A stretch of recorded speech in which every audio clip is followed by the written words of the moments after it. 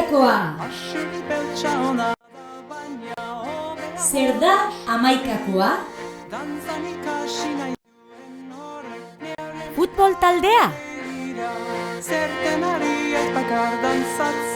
Jende derbitzea? Hamaiketakoa? Hamaika ikusteko jaio gara. Zagure dau, gauze asko ikusteko jaio gara. Horregaitik da, hamaikakoa esaten da, hamaika bider, hori da hamaikakoa. Hemen batu gare biok azalduteko zer dan hamaikakoa. Hamaikakoa direz, gatikan izen emango den lehenengo hamaika pertsonak.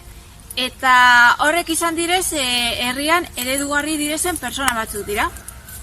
Azaltzen zer dan? Hamaikakoa, zer dan? Bueno, hamaika hitzatik dator, hamaika pertsona ez da, baina jende asko, talde izaera nahi zaio honi, eta horretarako erreferentziazko pertsonak behar dugu.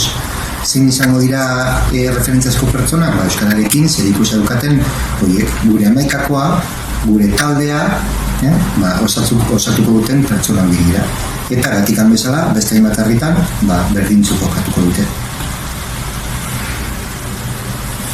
Oso, no? Ya está, espioza da, hamaikakoa.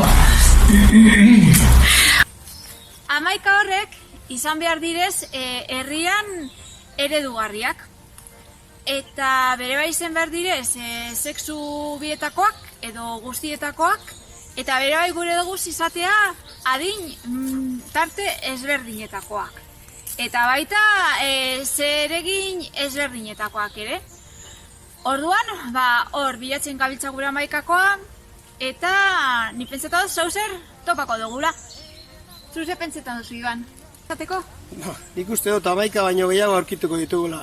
Hala ere, lehenengoko hamaikak aukeratuko ditugu. Bueno, orain ikusiko dugu ia nortzuk izango diren hamaika horrek. Animo eta aurrera.